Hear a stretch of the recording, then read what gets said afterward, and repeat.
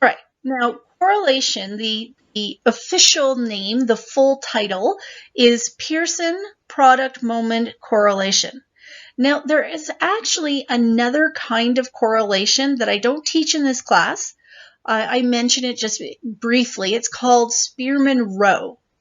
And Spearman-Rowe is a non-parametric equivalent of the Pearson product moment correlation. So what you should infer from this, but you don't need to infer because I'm going to tell you, Pearson product moment correlation is a parametric statistic. All right. So that means there's going to be a lot of assumptions that we're going to have to satisfy in order to use Pearson's correlation. But it's pretty powerful, right? If there's a relationship there, Pearson's correlation has a good chance of finding it. But if you don't meet all the assumptions that are tied into the Pearson product moment correlation, then you can always fall back on its non-parametric equivalent, which is Spearman-Rowe. Okay, so Pearson is a parametric statistic that measures the strength and direction of a linear relationship between two variables. All right, so three things here, right? It measures both strength and direction of a relationship. And the other thing that's important here is that the relationship that it's measuring is a linear one. Now, I'll explain what these mean, but I just want to highlight, bring this to your attention. These are important things to note in the definition, okay? Now, because it's a parametric statistic, we know there's going to be assumptions. So let's go through them, and some of them I'll mention and we'll cover later in the chapter. The first one that's really important is linearity. Now, what this means is that if we were to plot the values of x and y on a scatter plot, which you would have done probably in high school at some point, you would have, even in a beginning math class, they would have taught you about graphs and they would have taught you about scatter plots. And if you're plotting scores on x against scores on y, then essentially you're going to be plotting dots, right? Points that represent the value of x and the value of y.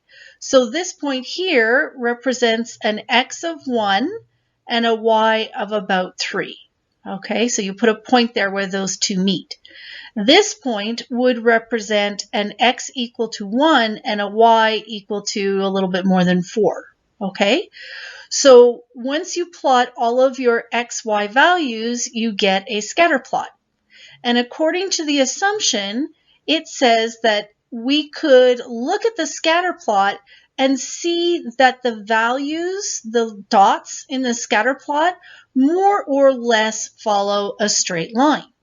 Okay, so this one here would satisfy the relationship of linearity, but this one on the right would not. This one cannot be described by drawing a straight line through the scatter plot. This one we can, right? We can draw a straight line through the scatter plot, and those dots on the scatter plot would be reasonably close to the straight line. But here, if we tried to draw a straight line, we would get one line going this way, right? And then we'd be like missing half of our data. So that's no good. So then you might say, well, let's try drawing a line this way. But if we drew a line this way, we're missing this half of the data. So ideally, wouldn't you want to draw a line that goes like this and then bends and goes the other direction? There is no straight line to describe this relationship, but there is that curved line. And so we call this a curvilinear relationship. This one would violate the assumption of linearity, and if that's the case, we should not be doing Pearson correlation on this data, okay? All right. Next assumption is that the variables X and Y, and of course, if you had more variables, we could put A, B, C, D, however many variables you have, but we'll just stick to the simple case. X and Y must be numerical and measured on an interval or ratio scale. You remember way back learning about the scales of measurement, nominal, ordinal, interval, and ratio? And I said, you can't forget what these mean because they're going to keep coming back. And here is another example of where those scales of measurement come back. All right, so it's really, really important that you have a good grasp of what is a variable that is nominal, a variable that is ordinal, interval, and ratio. The third assumption is that variables X and Y are measured from a random sample of the population. This is true of pretty much every statistical test we've looked at, right? You're not going to get accurate, unbiased results if you pick and choose your data points, or if you pick and choose who to, participate in your study or your experiment. Right? So we always look for random samples, and we're hoping that those random samples are representative of the population, but of course they may not be. Just because you've randomly sampled doesn't guarantee that they will be representative. The fourth assumption is that the variables X and Y are both normally distributed. And if you had, again, a third or fourth variable, they would all have to be normally distributed.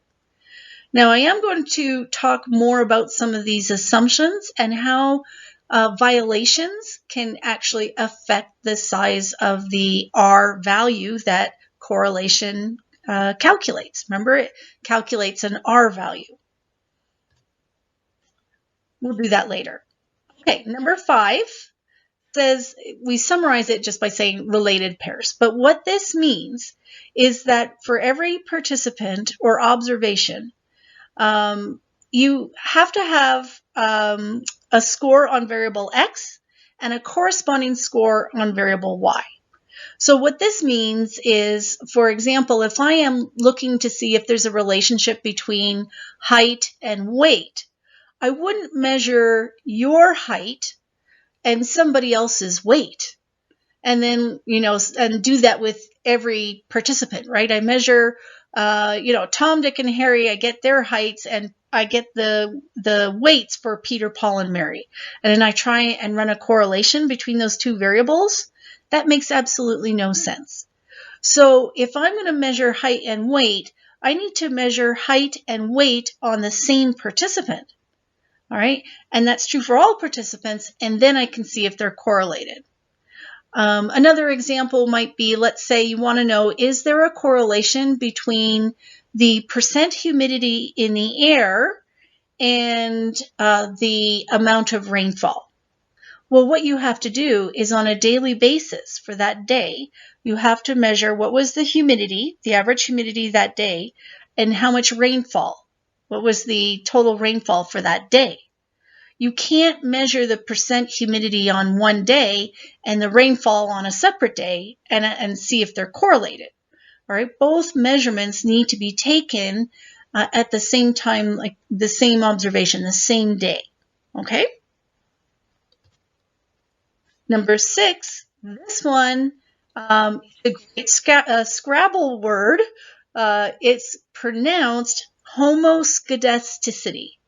All right, so just break it down. Homoscedasticity, and then put it all together. Homoscedasticity. It actually is a really good Scrabble word, but in all honesty, when I play Scrabble, which isn't very often, usually it's with my in-laws, but when I play Scrabble, all I can think of are words like cat, dog, house, very, very simple words. I suddenly lose my vocabulary when I play Scrabble. But if you can remember the word homoscedasticity, that's a great Scrabble word for you. Okay, so what is this assumption? Well, this is an assumption that states that the degree of vertical scatter, so up and down in the Y values, is the same as you move along the X-axis. So if we looked at x equals 1 and we just looked at how the y values scatter up and down vertically when x equals 1, we could measure that variability, right? We could take those values and calculate, variance or standard deviation.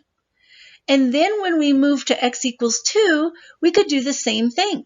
We could look at all those y values when x equals 2, measure the variance or the standard deviation of those y values, and guess what?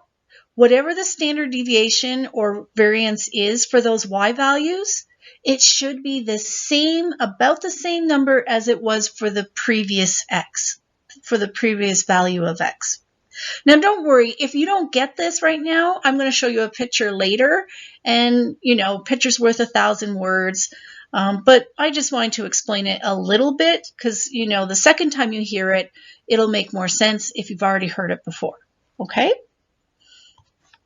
Then number 7 is basically saying that we have no outliers. We have no outliers for x, and we have no outliers for y. Again, we're going to go through all these assumptions later, and I'm going to show you how the correlation can be influenced if you have a violation.